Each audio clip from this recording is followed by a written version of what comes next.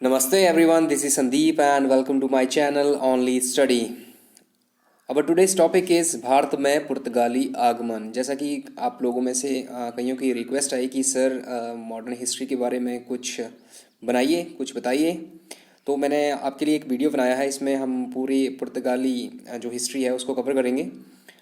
But before we begin, I want you all to subscribe this channel and press bell icon not to miss the coming videos. Let's start. पुर्तगालियों का भारत में आगमन जो हुआ उसका हम सबसे पहले बैकग्राउंड उसको देखते हैं। तो बैकग्राउंड में है भारत और जो ग्रीक थे, भारत के जो ग्रीक और रोम के साथ जो थे वो ट्रेड रिलेशंस सीई से, कॉमन एरा से पहले भी थे।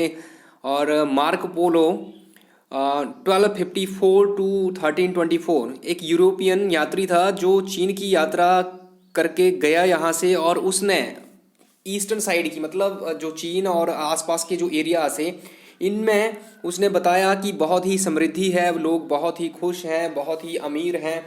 इस तरह से उसने जब यूरोपियंस को बताया तो वो इस तरफ आने के लिए आकर्षित हुए दोस्तों। और आगे हम जानते हैं किस तरह से पुर्तगाली भारत आए, किस तरह से उन्होंने यहाँ पे मार्ग खोजा।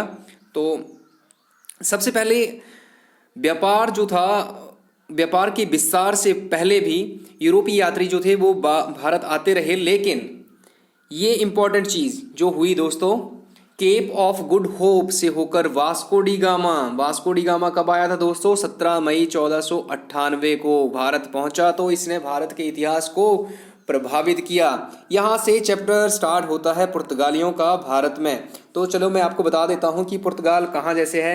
वैसे तो जूम नहीं होगा यहाँ पे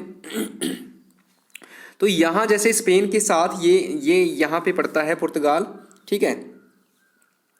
और यहाँ से ये समुद्री मार्ग खोजता हुआ यहाँ पर एक बार्थोलोमेओ डियाज, अगली स्लाइड में हम पढ़ेंगे। बार्थोलोमेओ डियाज नाम का एक आदमी था जो आया यहाँ पे 1487 में, और उसने ये जो है ये केप ऑफ गुड होप है, यहाँ तक वो आया और उसने यहाँ पे इस जगह का नाम दे दिया उसने केप ऑफ गुड होप। मतलब कि यहाँ से कई स्थान खोजे जा सकते हैं। देखो अब क्या हो गया कि वो 1487 में यहाँ तक तो आया लेकिन वो आगे नहीं बढ़ा। वो 1488 में यहाँ से ही वापस लौट गया। उसके ठीक 10 साल बाद 17 मई 1498 को वास्को डी गामा यहाँ से पुर्तगाल से चला, केप ऑफ गुड होप पहुँचा और यहाँ से वो इंडिया तक पहुँच गया। ठीक है दोस्तों, आई होप यहाँ तक आपको पता चल गया होगा।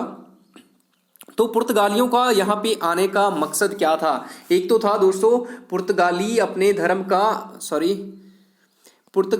धर्म का ईसाई धर्म का प्रचार करना चाहते थे यहाँ पे, और दूसरा अरब जो थे व्यापार से अरबों को खदेड़ना चाहते थे। देखो पूर्वी व्यापार पर एकाधिकार था अरबों का, और 15 साल में पुर्तगालियों ने अरबियों को बिल्कुल खदेड़ दिया यहाँ से, और अपनी जो उनकी स्थिति थी उसको काफ़ी मजबूत कर लिया। और 1501 में पुर्तगाली जो शासक था मैनुअल I, उसने अरब, फारस और भारत के साथ जो व्यापार होता था उसका खुद को मालिक घोषित कर दिया दोस्तों। तो अब देखते हैं कि जब पुर्तगाली भारत आए तो भारत में स्थिति क्या थी दोस्तों। तो उस टाइम मैं आपको बता दूं कि गुजरात पर महमूद बेगड़ा का शासन था। महमूद बेगड़ा उस टाइम शासक था यहाँ का। इसको कई जगह पे बेगढ़ भी बोला जाता है। इसके बारे में अलग से मैं आपको बताऊंगा। तो पूरा इस गुजरात को छोड़ के पूरा जो भारत था उस टाइम छोटी छोटी शक्तियां थी दोस्तों यहाँ पर, और किसी के पास भी कोई नेवी पावर नहीं थी। बिल्कुल नेवी पावर से बिल्कुल अनजान थे, सिर्फ अरबों को छोड़कर, ठीक है। अरबों का हिंद महासागर पर कब्जा था दोस्तों। पूरा व्यापार, पूरा ट्रेड जो था वो उनके कंट्रोल में था। ये लिंक थे वेस्ट और ईस्ट के ट्रेड के, ठीक है। इन्होंने कोशिश की पुर्तगालियों को रोकने की, लेकिन पुर्तगालियों का सामना नहीं कर पाए। इससे पहले मैं आपको कुछ और बता देता हूं दोस्तों। पिछली स्लाइड में देखो हमारा जो रिलेशन था, मतलब जो वेस्ट और ईस्ट का रिलेशन जो था यूरोप के थ्रू यहाँ से भी होता था, लेकिन इस वे को, ये जो वे था, जो ये अरेबियन कंट्रीज जो हैं इन पे अरबों ने कंट्रोल कर लिया था इस रूट के ऊपर। इसीलिए यहाँ से ये रास्ता खोजा गया दोस्तों, पुर्तगालियों ने ये रास्ता खोजा, ठीक है। तो यहाँ तक आपको क्लियर हो गया होगा आई होप। चलिए आगे देखते हैं। तो दोस्तों क्या हो गया, पुर्तगाली जो थे वो भारत आने के लिए प्रेरित हुए। क्यों हुए, मतलब इतने दूर से आने का क्या मतलब था, व्यापार तो वहां पर भी हो सकता था। इसकी वजह थी दोस्तों, उस टाइम जो इटली था, वेनिस वेनिस जो था वो काफ़ी समृद्ध था, अभी इटली है, ठीक है। तो ये बहुत ही ज़्यादा इनका ट्रेड ट्रेड रिलेशन थे, और पुर्तगाली जो थे इनके ट्रेड रिलेशन से जलने शुरू हो गए थे दोस्तों। इसी वजह से ये जो पुर्तगाली हैं एक नया रास्ता खोजने लगे, ताकि वो अपना जो ट्रेड के लिए नई नई जगहों की खोज कर पाएँ। तो उस टाइम एक और रीज़न था कि जो अरब थे उन्होंने मिस्र और जो पर्शिया था उसमें 7th सेंचुरी में उसको विजय कर लिया था, और जो यूरोप का व्यापार था, यूरोप के मध्य का व्यापार जो था उस पर कब्जा कर लिया था उन्होंने, बंद कर दिया था। मतलब वो जो यूरोप था और जो एशिया था उनका जो ट्रेड रिलेशन था वो ख़त्म कर दिया था, एक तरह से कंट्रोल कर लिया था उसको। यहाँ पे एक और बात ध्यान देने वाली है दोस्तों। एक राजकुमार हेनरी नाम का पुर्तगाली था, वो एक नाविक था। क्वेश्चन आ सकता है एग्जाम में कि राजकुमार हेनरी कौन था, तो बहुत से लोग राजा बोलेंगे उसको, लेकिन वो सेलर था, एक नाविक था, जिसने अपना पूरा जीवन जो था भारत का समुद्री मार्ग खोजने में लगा दिया था दोस्तों। अब देखो, मैंने बार्थोलोमेव दियाज की बात की थी जिसने केप ऑफ गुड होप की खोज की थी, ठीक है। ये मैंने आपको पहले ही बता दिया है। दक्षिण अफ्रीका के दक्षिणी सिरे पे, मतलब अफ्रीका के दक्षिणी सिरे पे, मतलब दक्षिण अफ्रीका के पास, ठीक है, समुद्र में केप ऑफ गुड होप खोजा था इसने।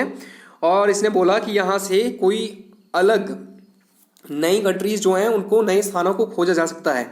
तो क्या हो गया दोस्तों, 1498 में 10 साल बाद वास्को डी गामा वहाँ पे आया केप ऑफ गुड होप में, और उसके बाद उसने क्या किया, जो पुर्तगाली सम्राट था उसने पेट्रो अल्वारेज कैब्रिल को भेजा इंडिया में। ये देखो, उसने एक पूरा फ्लीट भेजा था जिसमें लगभग 13 जहाज थे और कुछ 1200 लोग इसमें थे। तो इसको यहाँ पहुँचने पर, जमोरिन यहाँ का राजा था जमोरिन, तो इसको हराना था, लेकिन उससे पहले उसको अरबों से युद्ध करना पड़ा। लेकिन जैसे मैंने आपको बताया, अरब जो थे इनका सामना नहीं कर पाए, क्योंकि पुर्तगाली जो थे उनकी नेवी बहुत स्ट्रांग थी, बहुत पावरफुल थे दोस्तों उस टाइम ये। आगे हम देखते हैं कि पुर्तगाली और जमोरिन उनका देखो, जो वास्को डी गामा जब 1498 में आया था तो उसके जमोरिन के साथ जो थे वो रिलेशन खराब हो गए थे दोस्तों। तो 1502 में कालीकट दोबारा आया ये, और उसके बाद इनके जो कुछ मोटिव्स थे, इनके मोटिव थे कि एशिया के व्यापार को ये एकाधिकार कर लें, उसके ऊपर एकाधिकार कर लें और कोई ना हो। इसके लिए उनको अड्डे बनाने थे, ठीक है, ताकि वो नौशक्ति को बढ़ा पाएं। एक अड्डा जो है, यहाँ पे मैंने अड्डा लिखा है, लेकिन एक्चुअल में ये वर्ड फितोरिया है। फितोरिया क्वेश्चन आ सकता है एग्जाम में, और शायद आया भी है। फितोरिया क्या था, तो फितोरिया जो था वो एक अड्डे को बोलते थे, ठीक है। जब जमोरिन ने मुस्लिम व्यापारियों को अपनी बंदरगाह से, इन्होंने क्या बोला, पुर्तगालियों ने, इन्होंने बोला कि जमोरिन को कि आप यहाँ से जो मुस्लिम व्यापारी हैं, अरब व्यापारी हैं, उनको अपनी बंदरगाह से हटा दो। लेकिन जमोरिन ने मना कर दिया, तो उन्होंने क्या किया, गोलाबारी कर दी दोस्तों। तो इससे रिलेशन और खराब हो गए। और पुर्तगालियों ने अपने मालाबार में पहला किला बनाया। ये इंपॉर्टेंट है कि पुर्तगालियों ने कहाँ पर अपना पहला किला बनाया था, तो कोचीन के मालाबार में इन्होंने अपना पहला किला बनाया था दोस्तों, ठीक है। और पुर्तगालियों ने 1509 में द्वीप पर अधिकार कर लिया और 1510 में गोवा पर अधिकार कर लिया दोस्तों, और उसे ही अपना इन्होंने प्रशासनिक केंद्र बनाया। यहीं से अपना सारा एडमिनिस्ट्रेशन चलाते थे दोस्तों ये, ठीक है।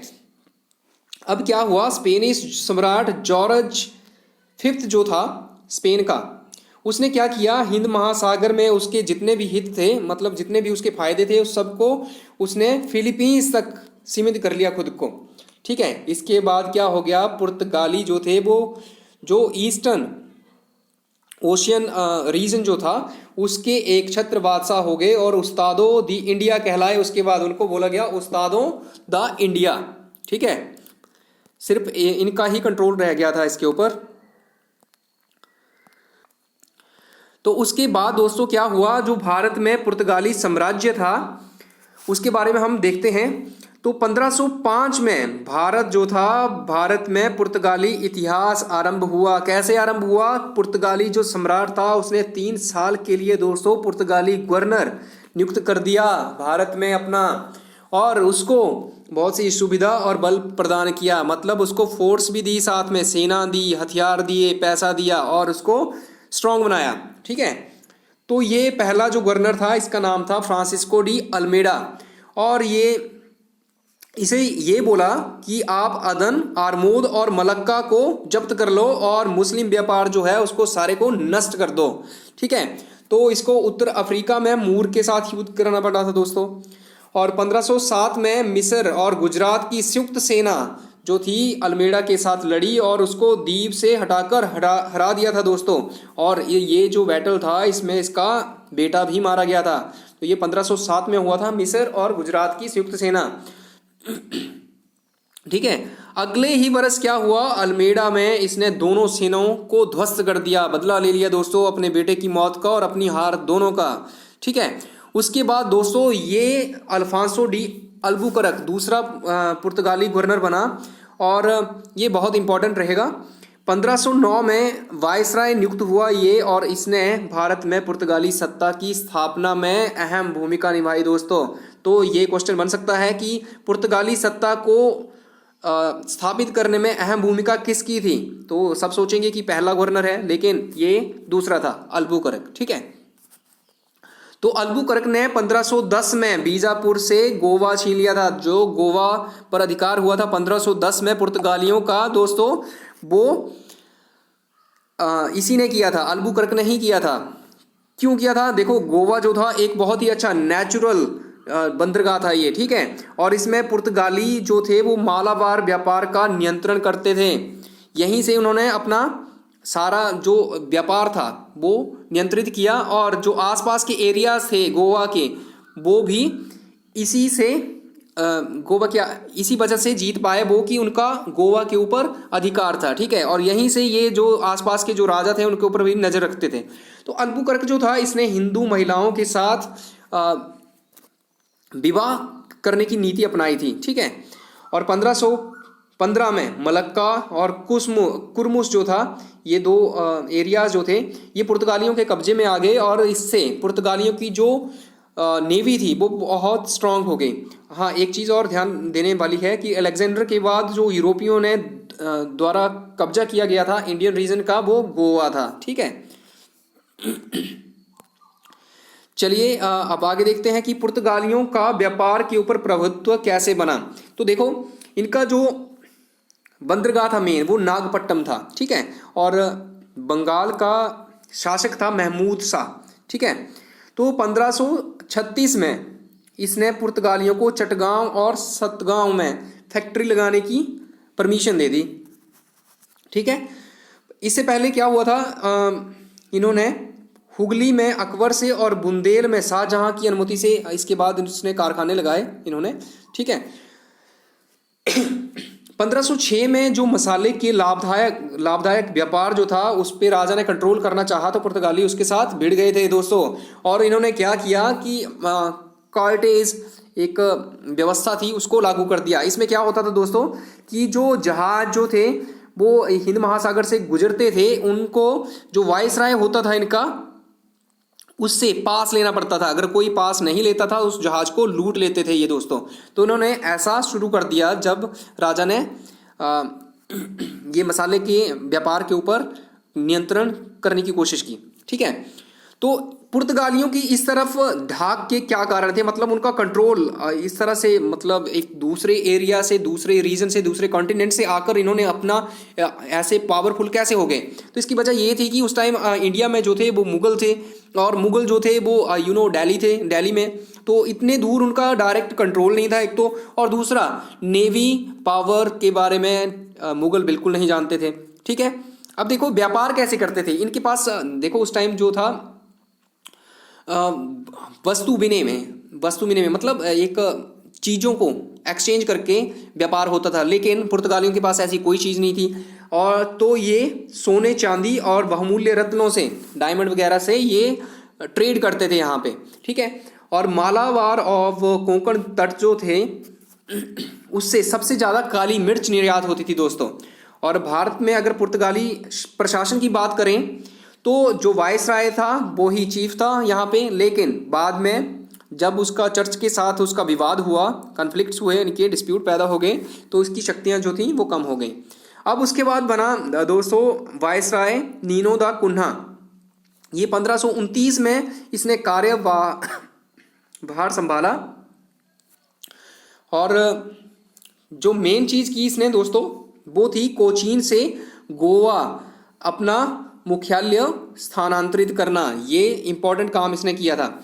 और एक इंपॉर्टेंट चीज़ और हुई थी, जो बहादुर शाह था गुजरात का शासक, उसके ऊपर हुमायूं ने अटैक करने की कोशिश की। तो उसने 1534 में क्या किया, बेसिन जो था, बेसिन जो द्वीप है उसको कुन्हा को सौंप दिया इसने और उससे मदद मांगी, ठीक है। और साथ में एक प्रॉमिस किया कि वो द्वीप में उसको बेस बनाने भी देगा, ठीक है। तो ये बात हुई थी। लेकिन बाद में इनके जो रिलेशन थे वो बिगड़ गए और एक जहाज़ के ऊपर इसको बुलाया गया बहादुर शाह को। और वहाँ पर बहादुर शाह को कुछ खतरे का एहसास हुआ। उसने वहाँ पर 2-4 लोग जो थे उनको मार दिया और सोचा कि वो भाग जाएगा यहाँ से। तो उसने समुद्र में कूद गया वो, लेकिन डूब कर मर गया। तो इनकी अगर धार्मिक नीति की हम बात करें तो ये एक मैंने बता दिया आपको पहले ही कि ये अपने धर्म का यहाँ पर प्रसार करना चाहते थे। और इसके लिए इन्होंने 1542 में जो पुर्तगाली सम्राट था उसको ईसाई हितों का संरक्षक बनाया दोस्तों, यहाँ पे भारत में भी, ठीक है। और जो जेसुइट थे उनके ऊपर अकबर के ऊपर उन्होंने बहुत अच्छा प्रभाव डाला था। तो देखो अकबर और पुर्तगालियों के रिलेशन कैसे रहे। तो 1572 में फर्स्ट टाइम अकबर जो था यूरोपीय जो ईसाई थे और पुर्तगाली जो व्यापारी थे उनके साथ मिला और धर्म और मीमांसा के बारे में फादर जूलियन जो था उससे ज्ञान प्राप्त किया। उसके बाद उसने कैब्रेल को 1578 में, कैब्रेल जो था वो 1578 में गया अकबर के पास, और जो उसकी धर्म और मीमांसा के संबंध में उसकी जो जिज्ञासा थी उसको शांत करने की कोशिश की, लेकिन वो कर नहीं पाया ऐसा। इसलिए सितंबर 1579 में गोवा से और 2 बड़े विद्वान पादरी जो थे वो बुलाए गए, जो 3 साल तक तीन से थोड़े ज़्यादा 1580 से 83 तक जो थे वो अकबर के पास रहे। और अकबर के पास उन्होंने 3 बार ईसाई मिशन भेजा दोस्तों। लेकिन ये मिशनरीज जो थे वो ना तो अकबर को ना तो उसके बेटे जहांगीर सलीम को प्रभावित कर पाए। तो देखो बार बार अकबर बुला क्यों रहा था उनको और इनका संरक्षण क्यों कर रहा था, इसके पीछे वजह थी दोस्तों। अकबर और जहांगीर दोनों ने इनका संरक्षण किया। तो क्यों किया, जो अकबर था वो चाहता था कि पुर्तगालियों के पास अच्छे हथियार थे तो वो बंदूकें चाहता था उससे, और जो जहांगीर था वो चाहता था विद्रोह में मदद, अकबर के विरुद्ध विद्रोह करना चाहता था और उसमें पुर्तगालियों की मदद लेना चाहता था। लेकिन 1601 में अकबर ने सहायता मांगी तो पुर्तगालियों ने बिल्कुल मना कर दिया दोस्तों। और जहांगीर और पुर्तगालियों की अगर हम बात करें दोस्तों तो जहांगीर ने सिंहासन पर बैठने के बाद पुर्तगालियों से ऐसे बिहेव किया कि जैसे वो पुर्तगालियों को जानता ही नहीं था, ठीक है दोस्तों। तो उसके बाद जहांगीर ने 1606 में फिर से समर्थन करना स्टार्ट कर दिया और ईसाइयों के रीति रिवाजों को दिखाने की आज़ादी, पब्लिकली उनको स्ट्रीट्स में उनके जो रीति रिवाज है उनको दिखाने की जो आज़ादी थी वो जहांगीर ने दी, ठीक है। तो ये क्वेश्चन इंपॉर्टेंट है कि किसने ईसाइयों को रीति रिवाज दिखाने की आज़ादी दी थी, तो वो दी थी जहांगीर ने दोस्तों। तो जहांगीर जो था, एक और चीज़ थी, जहांगीर जो था ईसाई संतों की जो पेंटिंग्स थी उनमें खोया रहता था और लोगों को ईसाइयों को ये लगा कि जहांगीर जो था वो ईसाई बनने वाला था या बन गया है, लेकिन ये उनकी भूल थी दोस्तों। अब आगे चलिए, आगे देखते हैं हम कि अंग्रेज़ों के साथ उनकी शत्रुता कैसे हुई। तो देखो 1608 में कैप्टन हॉकिंस जो था वो इंग्लैंड के सम्राट से एक पत्र लेके आया जिसमें व्यापार करने का अधिकार दिया गया था उसको। तो पुर्तगाली जो थे उन्होंने हॉकिंस को रोकने का प्रयत्न किया, कई रोड़े अटकाए इन्होंने, लेकिन वो जहांगीर को खुश करने में सफल हो गया दोस्तों। उसने क्या किया, लगभग 25,000 सोने के सिक्कों की कीमत वाले उपहार जो थे वो जहांगीर को भेंट किए और साथ में उसने तुर्की भाषा में बात की, जिससे जहांगीर बहुत ही खुश हो गया।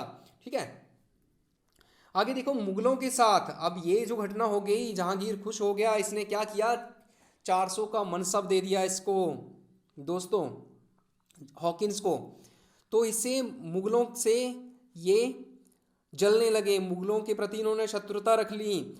आगे क्या हुआ दोस्तों, पुर्तगाली जो थे मुगलों से जब घृणा करने लगे तो उन्होंने क्या किया, जहांगीर का एक दोस्त था और साथ में दूत भी, जो मुबारक, उसका नाम था मुबारक, मुबारक जहां, तो वो वायसराय से जब मिलने गया तो इससे क्रोधित होकर जो वायसराय ने मना कर दिया और क्रोधित होकर जहांगीर ने पुर्तगालियों को जो छूटें दी थी उन पर रोक लगा दी दोस्तों। और 1611 की अगर हम बात करें तो हॉकिंस जो था वो इसको इतना तंग हुआ कि वापस लौट गया। अब देखो शाहजहां और पुर्तगाली, यहाँ पे तो रिलेशन और भी खराब हो गए। जो पुर्तगालियों को मिलने वाले जितने भी लाभ थे उसने बंद कर दिए दोस्तों, और इनका पुर्तगालियों का जो ईसाई धर्म का प्रचार और प्रसार करने का जो सपना था यहाँ पे भारत में, वो भी टूट गया दोस्तों। आगे देखो इनकी गतिविधियों की अगर हम बात करें दोस्तों, तो 1579 में शाही फरमान से दिल्ली के तख्त तक पुर्तगाली सीमित हो गए। इनको ये बोला गया कि आप लोग जो हैं दिल्ली के तख्त के कंट्रोल में रहेंगे। और तब क्या हो गया, ये हुगली की तरफ मुड़े और जो नमक का जो उत्पादन था उसके ऊपर इन्होंने अधिकार कर लिया, एक अधिकार हो गया इनका। ठीक है, और एक चीज़, तंबाकू के ऊपर सख्त कर किसने लगाया, किस कंपनी ने लगाए थे, तो पुर्तगालियों ने लगाए थे। ठीक है, और दास व्यापार जो था किसने इंट्रोड्यूस किया था भारत में, तो वो भी पुर्तगालियों ने। ये इंपॉर्टेंट चीज़ें हैं, ये आपने को ध्यान रखनी है दोस्तों। अब देखो पुर्तगालियों का 24 जून 1632 को हुगली पर जो अधिकार था वो भी खत्म हो गया। कासिम खान को भेजा गया था दोस्तों, 1.5 लाख की सेना लेके कासिम खान गया था पुर्तगालियों को हुगली से खदेड़ने। और उसने क्या किया, 300 पुर्तगाली जो थे उस टाइम वहाँ पर थे, 300 पुर्तगाली सैनिक थे ये, और 600 नागरिक थे। देखो सिर्फ 900 लोग और 1.5 लाख की सेना, लेकिन फिर भी 3 महीने तक सामना करते रहे दोस्तों। लेकिन 3 महीने बाद ये भागे वहाँ से। ठीक है, और जो पकड़े गए उनका कत्लेआम मचा दिया कासिम खान ने, गाजर मूली की तरह काट दिया दोस्तों उनको। अब देखो इनके पतन के कारण हम डिस्कस कर लेते हैं दोस्तों। तो पतन के कारण इनके पहले पतन कब हो गया था इनका, 17वीं शताब्दी का जो पहला दशक था, मतलब 1610 तक आते आते इनका पतन लगभग खत्म हो गया। इसकी वजह देखो क्या थी, एक तो इन्होंने 1580 में पुर्तगाली जो थे ये पुर्तगाल स्पेन के साथ जुड़ गया था।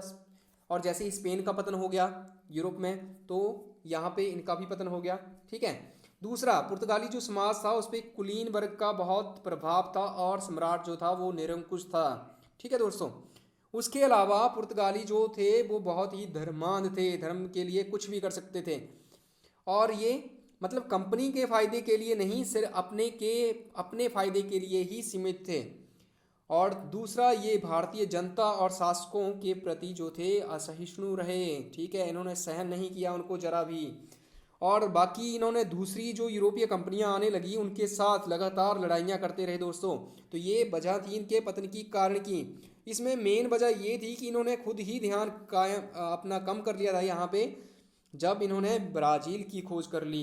तो दोस्तों ये था पुर्तगालियों के बारे में सारा। आई होप आपको यहाँ से कुछ जानने को मिला होगा। Thank you for watching this. Stay home, stay safe. Thank you.